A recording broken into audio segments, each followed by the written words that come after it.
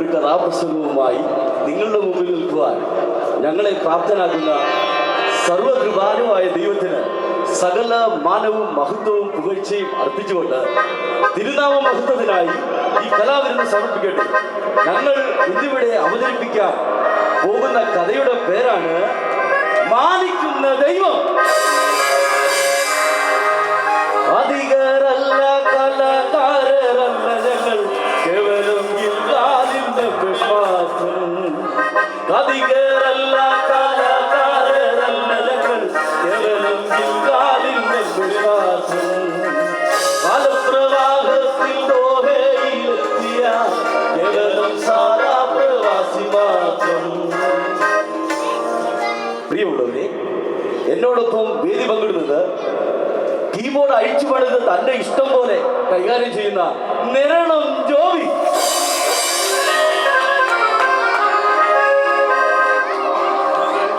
Piano തോന്നിയ രീതിയിൽ വായിക്കുന്ന പുല്ലാട് ഫില്ലി.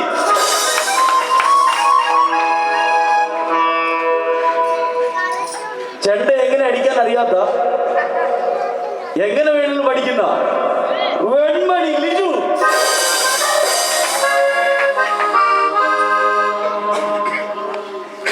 ചിഞ്ചിൽ ജീവിതത്തിൽ ഇതുവരെ കണ്ടിട്ടില്ല, ആ ശബ്ദം എങ്ങനെയാ വരുന്നത് അറിയത്തില്ല. ചിഞ്ചിലുമായി നിൽക്കുന്ന റാണി റോബി.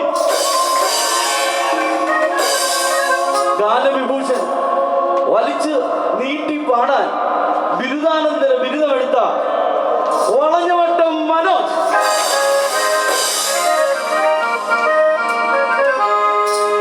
മാന്യ ശ്രോതാക്കളെ, ഈ കഥ നടക്കുന്നത് എവിടെയാണ്? പശ്ചിമ ബംഗാളിലാണോ? ഉത്തര കൊറിയയിലാണോ? അല്ല, പിന്നെ എവിടെയാണ്? ഇപ്പോൾ ഭാഷകൾ വിചാരിക്കുന്നുണ്ടാകും ഈ കഥ നടക്കുന്നത് കണ്ണൂരിലാണ്. അല്ലേ, അല്ല. പ്രസിഡന്റ് വിചാരിക്കുന്നുണ്ടാവും ഈ കഥ നടക്കുന്നത് വളഞ്ഞവട്ടത്താണ്. അല്ലേ, അല്ല. ഈ കഥ നടക്കുന്നത് നമ്മുടെ കൊച്ചു കേരളത്തിൽ ഒരു ചെറിയ ഗ്രാമം, നയന മനോഹരവും പച്ചപ്പും നിറഞ്ഞ ആ ഗ്രാമം വർണ്ണിക്കുകയാണെങ്കിൽ ഒരു ഗീതം പാടി പോകാൻ പറ്റും. എന്നാൽ സമയത്തിന്റെ കുറവ് മൂലം ആ ഗീതം ഞാൻ കുറയ്ക്കുകയാണ്. വളരെ പച്ചപ്പും കുന്നിച്ചരിവുകളും സുന്ദരമായ പുഴകളും വൃക്ഷലതാദികളുമുള്ള ആ കൊച്ചു ഗ്രാമത്തിൽ ഉള്ള ആ കുന്നിച്ചെരുവ് പനമ്പ് തട്ടിമറിച്ച് ഓല കൊണ്ട് മേഞ്ഞ ഒരു കൊച്ചു വീട്. അതാ നോക്കൂ, ഉറക്കറയിൽ നിന്നും നന്ദിയുടെ മന്ത്രധ്വനികൾ മുഴുകുന്നുണ്ട്. ഇതാണ് നമ്മുടെ കഥാനായകന്റെ വീട്. അതിരാവിലെ പരമരാജ ഗുരുവാരനെ സ്തുതിക്കുന്നു ദിനം തോറും. അതിരാവിലെ പരമരാജ ഗുരുവാരനെ സ്തുതിക്കുന്നു ദിനം തോറും. അതിരാവിലെ നമ്മൾ പാടാനുള്ള പാടാണല്ലോ, അതുകൊണ്ട് പാടുന്നില്ല. ഒരു രാത്രി കൂടെ ആയുസ് നീട്ടി തന്നെ നല്ലവനായ ദൈവത്തെ പാടി സ്തുതിക്കുകയാണ് അവർ. ഈ വീട്ടിലെ ജഗന്നാഥനാണ് നമ്മുടെ കഥാനായകൻ. ആ കഥാനായകൻ ആരാണെന്ന് അറിയണ്ടേ? ചാക്കോച്ചൻ. പ്രഭാത കൃത്യങ്ങൾ യാതൊരു വിട്ടുവീഴ്ചയുമില്ലാതെ ചെയ്യുന്ന ഈ ചാക്കോച്ചൻ രാവിലെ പ്രാർത്ഥനയൊക്കെ കഴിഞ്ഞ് ചൂടുള്ള കട്ടൻ കാപ്പിയുമായി ആ കുഞ്ഞു ഓലപ്പരയുടെ ഉമ്മറത്തിട്ടിരിക്കുന്ന ബെഞ്ചിൻ മുകളിൽ നിന്ന് കർത്താവിന്റെ വചനം വായിക്കുകയാണ്. അസുലഭമായ നിമിഷങ്ങളാണ് നമുക്ക് കാണുവാൻ കഴിയുന്നത്.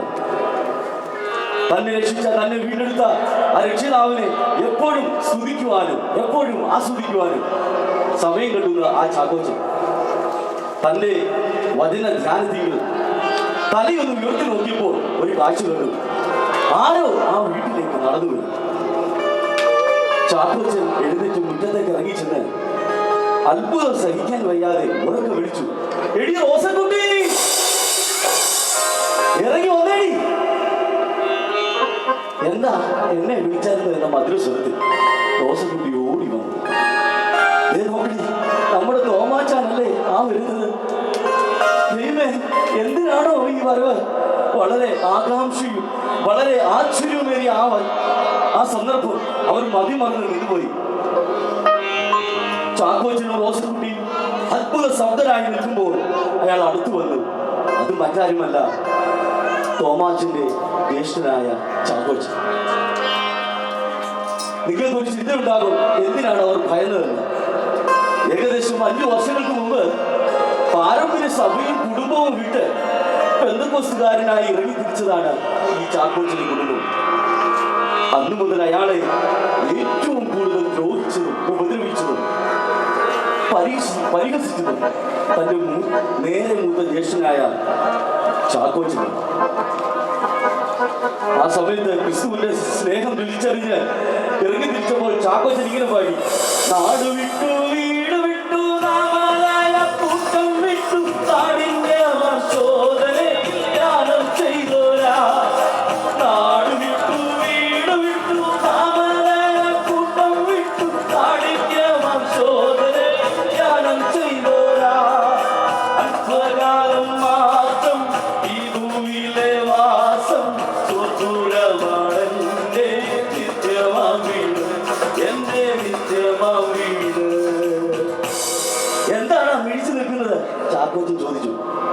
അപ്പോഴാണ് വണ്ടടിച്ചു നിന്ന തോമാച്ചൻ ചോദിച്ചു, എന്താണ് ഇതിനെ പിടിച്ചു നിൽക്കുന്നതെന്ന്. വണ്ടടിച്ചു നിന്ന് ചാക്കോച്ചനും റോസക്കുട്ടിയും അപ്പോഴാണ് അടുത്ത് വന്ന് ജ്യേഷ്ഠനെ കണ്ടത്. ദൈവമേ, ഞങ്ങൾ എന്തായാലും കാണുന്നത് സന്തോഷം അവർക്ക് സഹിക്കാൻ വയ്യ. പ്രിയ സുഹൃത്തുക്കളെ, ചേട്ടാ എന്നാലും വന്നല്ലോ, അത് മതി. അനിയനെ കെട്ടിപ്പിടിച്ച് ചൊല്ലിച്ച ശേഷം അയാൾ പറഞ്ഞു, അതെ, ഞാൻ അകത്തോട്ട് കയറുന്നില്ല. അദ്ദേഹത്തിന് അകത്ത് കയറണം എന്നില്ല, എന്നാലും അദ്ദേഹം പറഞ്ഞു, ഞാൻ അകത്തോട്ട് കയറുന്നില്ല, കുറച്ച് തിരക്കാണ്. ഒരു കാര്യം നിന്നോട് പറഞ്ഞിട്ടൊന്ന് പോവുക. എൻ്റെ മോൻ്റെ കല്യാണം, ആ കല്യാണത്തിന് നിങ്ങൾ കുടുംബമായിട്ട് വരണം, വന്നേ പറ്റൂ. സന്തോഷം സഹിക്കാൻ വയ്യാതെ ആശ്രിതാക്കളായി കണ്ണു നിറഞ്ഞ് അവർ തങ്ങളുടെ പരിക്കകത്തേക്ക് കയറിപ്പോയി. മുട്ടുകുത്തി പ്രാർത്ഥിച്ചു, ദൈവമേ, നീ എത്ര നല്ലവനാണ്. എന്നെ നിന്ദിച്ചവരുടെ മുമ്പിൽ നീ ഞങ്ങളെ മാനിച്ചല്ലോ. ഒരിക്കൽ പരിഹസിച്ചവർ തന്നെ എന്നെ തേടി വരുമാറാക്കിയല്ലോ. പ്രാർത്ഥന കഴിഞ്ഞ് എഴുന്നേറ്റപ്പോൾ സാധാരണ നമ്മുടെ സഹോദരിമാരുടെ എല്ലാം ഉള്ളത്തിൽ തോന്നുന്നത് പോലെ ഒരു ചെറിയ ത്രെഡ് റോസക്കുട്ടിക്ക് ഉണ്ടായി. റോസക്കുട്ടി ചോദിച്ചു, അച്ചായ, പെട്ടെന്ന് ഇങ്ങനെ ഒരു തോന്നൽ വന്ന് നമ്മളെ കല്യാണത്തിന് വിളിക്കാൻ തോമാച്ചാൻ എന്നാത്തിനായി പറ്റി? ഇനി വല്ല 7ാം കൂടെ ഒപ്പിക്കാനാണോ? ചാക്കോച്ചൻ അവളെ ശകാരിച്ചു, മിണ്ടാതിരിക്കടി. എങ്ങനെയെങ്കിലും കാര്യങ്ങളൊക്കെ ഒന്ന് ഒത്തുവരുമ്പോഴാ അവളുടെ ഒരു കുരുട്ടു പറ്റി. അങ്ങനെ ദിവസങ്ങൾ കഴിഞ്ഞു, കല്യാണ ദിവസം എത്തി. ഇനി മംഗല്യം ശോഭിക്കുക, കരുണ ചെയ്യുക എന്നും കലിയുള്ള ദൈവമേ, കരുണ ചെയ്യുക എന്നും കലിയുള്ള ദൈവമേ. മനസ്സ് നിറയെ അനുഗ്രഹാശിസുകളുമായി ചാക്കോയിൽ കുടുംബവും കല്യാണത്തിനായി തറവാട്ടിലേക്ക് പോവുകയാണ്. എല്ലാവരുടെയും മുഖത്ത് ആനന്ദം. എത്രയോ നാളത്തെ ആഗ്രഹമായിരുന്നു തന്റെ കുടുംബം തന്നെ അംഗീകരിക്കുക എന്നുള്ളത്. തന്നെ അവർ അംഗീകരിച്ചാൽ അത് ക്രിസ്തുവിനെ അംഗീകരിച്ചതുപോലെയാണ്. ഇങ്ങനെ ചിന്തിച്ചുകൊണ്ട് ചാക്കോച്ചൻ തന്റെ തറവാട്ടിലേക്ക് നടന്നെത്തി. വളരെ ഊഷ്മളമായ സ്ത്രീകളും, ആ നീ വന്നോ, കയറി വാ, ഇരിക്കാം. തോമാച്ചൻ ഇറങ്ങി വന്ന് സ്വീകരിച്ചു. എല്ലാവരും സന്തോഷത്തോടെ വന്ന് സംസാരിക്കുന്നു. എത്ര നാളായി സ്വപ്നം കണ്ടിരുന്ന നിമിഷങ്ങളാണ്. അങ്ങനെ ആന്റിയുടെ കല്യാണം ഭംഗിയായി നടന്നു. ഇതിനിടയിൽ ഒരു അനൗൺസ്മെന്റ് ചാക്കോച്ചൻ കേട്ടു. വിവാഹത്തിൽ പങ്കെടുക്കുന്നവർ വധുവിന്റെ ഭവനാങ്കണത്തിൽ ഒരുക്കിയിരിക്കുന്ന വിവാഹ സൽക്കാരത്തിൽ പങ്കെടുത്തതിന് ശേഷം മാത്രമേ പോകാവൂ. അപ്പോൾ ചാക്കോച്ചന്റെ മറ്റൊരു ജ്യേഷ്ഠൻ ഈപ്പച്ചൻ വന്ന് പറഞ്ഞു, ചാക്കോച്ച, വല്ലതും വന്ന് കഴിച്ചേച്ച് പോടാ, കുറെ നാളായി കാണുമല്ലോ, നേരാവണ്ണം വല്ലതും നീ കഴിച്ചിട്ട്. ടൂരമ്പുകൾ നിറഞ്ഞ ആ വാക്കുകൾ ഹൃദയത്തിൽ തളിച്ചെങ്കിലും സ്വതവേ തമാശക്കാരനായ ഈപ്പച്ചന്റെ വാക്കുകൾ തമാശയായി കരുതി അവർ പന്തലിലേക്ക് പോയി. സദ്യക്കായി ഇലയിട്ടു.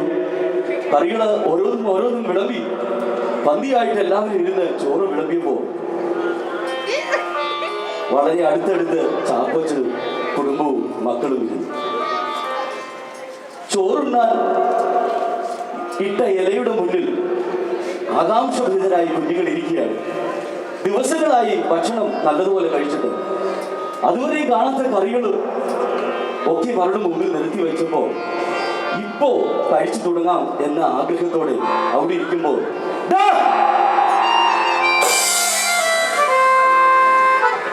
അയ്യോ, ആരാണിത്? അവർ നെട്ടിച്ചിട്ട് നോക്കി. ചാക്കോച്ചിനും എല്ലാവരും കേട്ട ശബ്ദം വേറെ ആരുടെയും ആയിരുന്നില്ല, തന്റെ ജ്യേഷ്ഠൻ തോമാച്ചനെയാണ്. തോമാച്ചൻ തന്നെ നോക്കി ആഘോഷിക്കുകയാണ്. ഇനി ആരാണ് അയ്യോട് ക്ഷണിച്ചത്? ഇത് കുടുംബവും അന്തസ്സും ഒക്കെ ഉള്ളവരുടെ ചടങ്ങാ. അതൊക്കെ വേണ്ടാന്ന് വെച്ച് ഇറങ്ങിപ്പോയ നിനക്ക് ഇവിടെ വരാൻ എന്ത് യോഗ്യതയാണ് ഉള്ളത്? ഈ പച്ചൻ ഇടയ്ക്ക് കയറി പറഞ്ഞു, തോമാച്ച നീ ഒന്നും ചെയ്യരുതേ, അവ വല്ലതും കഴിച്ചിട്ട് പോട്ടെ. പെന്തക്കോസ്തിൽ പോയാൽ പിന്നെ കപ്പയും മീനും ഒക്കെ കഴിച്ചിട്ടേ ഉള്ളൂ. പരിഹാസം ഏറിക്കൊണ്ടിരുന്നു. ആകെ മൂകത തളം കെട്ടിയ ആ പന്തലിൽ നിന്നും ചാക്കോച്ചനും കുടുംബവും വീഴുന്നു. ഉള്ളം എന്ത് നീറിയ അവരുടെ കണ്ണുനീർ ധാരയായി ഒഴുകാൻ തുടങ്ങി. വളരെ ഉപായത്താൽ അവരെ സ്വന്തം വീട്ടിലേക്ക് ക്ഷണിച്ച് തങ്ങളുടെ മനസ്സിനെ എത്രമാത്രം വേദനിപ്പിക്കാമോ അത്രയും മാത്രം വേദനിപ്പിച്ച് അവരെ ആ പന്തലിൽ നിന്നും ഒന്നും കൊടുക്കാതെ പറഞ്ഞുവിട്ടു. എല്ലാം ഒരു നാടകീയമായിരുന്നുവെന്ന് അപ്പോൾ മാത്രമാണ് ചാക്കോച്ചന് മനസ്സിലായത്. ജ്യേഷ്ഠന്റെ കല്യാണക്ഷണം മുതൽ എല്ലാ സ്നേഹപ്രകടനങ്ങളും തന്നെ പരിഹസിക്കാൻ മനഃപൂർവ്വം തയ്യാറാക്കിയ ഒരു നാടകം. ആ പടിയിറങ്ങുമ്പോൾ ക്രിസ്തുവിനുള്ള പ്രത്യാശ മാത്രമായിരുന്നു ചാക്കോച്ചന്റെയും കുടുംബത്തിന്റെയും കൈമുതൽ. ഉള്ളം കൊണ്ട് അവരിങ്ങനെ പാടി മനസ്സിൽ, ഞെരുക്കത്തിനപ്പം ഞാൻ തിന്നാലും കഷ്ടത്തിൻ കണ്ണൂരി കുടിച്ചാലും ദുഃഖത്താൽ ക്ഷയിച്ചെന്നാലും എല്ലാം പ്രതികൂലമായെന്നാലും യാത്ര ചെയ്യും ഞാൻ കുശെ നോക്കി യുദ്ധം ചെയ്യും ഞാൻ യേശുവിനാൽ. പാടാൻ സമയമില്ല. തുടർന്നുള്ള ജീവിതം ദൈവത്തിന് വേണ്ടി മാത്രം ജീവിച്ച നിത്യത്തിലെത്താനുള്ള വാഞ്ചി ദാരിദ്ര്യവും പട്ടിണിയും നിന്നയും ഒന്നും കാര്യമാക്കാതെ ചോർന്നൊലിക്കുന്ന വീട്ടിൽ സ്തുതികളുള്ളത് വിശ്വന്ന് കാണുന്ന അവസ്ഥയിലും മക്കളെ പ്രാർത്ഥിപ്പിക്കുവാൻ അവരെ പഥ്യോപദേശത്തിൽ വളർത്തുവാനും അവർ മറന്നില്ല. അങ്ങനെ കാലങ്ങൾ കഴിഞ്ഞു. ചെമ്മിൻ കീഴിലും മാവിൻ ചോട്ടിലും വെച്ച് പ്രാർത്ഥിച്ച പ്രാർത്ഥനകൾ കർത്താവ് കേട്ടു. ഇന്ന് ചാക്കോച്ചനും റോസക്കുട്ടിയും പ്രായാധിക്യത്തിലാണ്. എങ്കിലും മുഖത്ത് എപ്പോഴും സന്തോഷം അലതല്ലുന്നു. ചാക്കോച്ചന്റെയും റോസക്കുട്ടിയുടെയും മക്കളുടെയും കൊച്ചുമക്കളുടെയും എല്ലാം ദൈവം അനുഗ്രഹിച്ചു. എല്ലാവരും തന്നെ ഇപ്പോൾ വിദേശത്താണ്. ചാക്കോച്ചനും വിദേശത്ത് പോയി. മക്കളുടെയും കൊച്ചുമക്കളുടെയും വലിയ വീടുകളിൽ മാറി മാറിയാണ് ഇപ്പോൾ ചാക്കോച്ചനും റോസക്കുട്ടി അമ്മച്ചിയും താമസിക്കുന്നത്. ഒരിക്കൽ ക്രിസ്തുവിന് വേണ്ടി ഛേദമെണ്ണ എണ്ണിയതെല്ലാം കർത്താവ് അവർക്ക് ലാഭമാക്കി കൊടുത്തു. ക്രിസ്തുവിന്റെ പേരിൽ ഒരിക്കൽ കല്യാണ സദ്യയിൽ നിന്ന് ആക്ഷേപിച്ചിറക്കിവിട്ട ജ്യേഷ്ഠന്മാരുടെയും അവരുടെ കുടുംബത്തിന്റെ മുന്നിൽ ദൈവം സമ്പന്നനാണെന്ന് അവരുടെ ജീവിത മുഖാന്തരം തെളിയിച്ചു. ഇന്നത്തെ അവസ്ഥയിൽ എന്താണ് പറയാനുള്ളതെന്ന് ചാക്കോച്ചാനോട് ചോദിച്ചാൽ ചാക്കോച്ചാൻ ഇങ്ങനെ പറയും, നന്ദിയാലെന്നുള്ളം പൊങ്ങുന്നേ വല്ലഭാ നിൻ സ്നേഹമോർക്കുമ്പോ, നന്ദിയാലെന്നുള്ളം പൊങ്ങുന്നേ വല്ലഭാ നിൻ സ്നേഹമോർക്കുമ്പോ, വർണ്ണിച്ചിടാൻ സാധ്യമല്ല എൻ ജീവിതത്തിൽ ചെയ്ത ക്രിയകൾ, വർണ്ണിച്ചിടാൻ സാധ്യമല്ല എൻ ജീവിതത്തിൽ ചെയ്ത ക്രിയകൾ. പ്രിയമുള്ളവരെ, ഇന്ന് ഞാനിവിടെ അവതരിപ്പിച്ചത് കേവലം ഒരു ചാക്കോച്ചന്റെ കഥ. എന്നാൽ ഇത് നിങ്ങൾക്ക് എല്ലാവർക്കും പരിചിതമാണ്. നമ്മുടെ പൂർവ്വപിതാക്കന്മാർ നേരിട്ട അനുഭവമാണ് ഞങ്ങളിവിടെ ഒരു ചെറിയ കഥയായി അവതരിപ്പിച്ചത്. കഷ്ടതയുടെയും പട്ടിണിയുടെയും നിന്ദയുടെയും പരിഹാസത്തിന്റെയും മുന്നിൽ പതറാതെ ക്രിസ്തുവിന് വേണ്ടി അവരുടെ ജീവിതം മാറ്റിവെച്ചതുകൊണ്ട് നമ്മൾ ഇന്ന് അനുഭവിക്കുന്ന അനുഗ്രഹങ്ങൾ നമുക്ക് അനുഭവിക്കുവാൻ ഇടയായിത്തീർന്നു. ദൈവം നമ്മുടെ പിതാക്കന്മാരുടെ നിന്ന് നീക്കി നന്മ ഒപ്പിച്ചിരിക്കുന്നു. അതോർത്ത് ദൈവത്തെ നമുക്ക് സ്തുതിക്കാം. ദൈവം നമ്മളെ എല്ലാവരെയും അനുഗ്രഹിക്കട്ടെ. ഒരു വാക്ക് നന്ദി ഞാൻ ഈ പ്രാവശ്യം ഈ തരണത്തിൽ ഓർപ്പിക്കുന്നു. ഞങ്ങളെ കേട്ടിരുന്ന എല്ലാവർക്കും ഞങ്ങളെ നന്ദി അറിയിക്കുന്നു. കൂടെ സഹകരിച്ച എല്ലാ സഹോദരന്മാർക്കും ഞങ്ങൾ നന്ദി അറിയിക്കുന്നു. ഈ കഥ ഒരു ചെറിയ ഒരു കഥയെ ആസ്പദമാക്കി ഇത്രത്തോളം വിപുലീകരിച്ചത് ഞങ്ങളുടെ വൈസ് ക്യാപ്റ്റനാണ്, പ്രിയ സോന.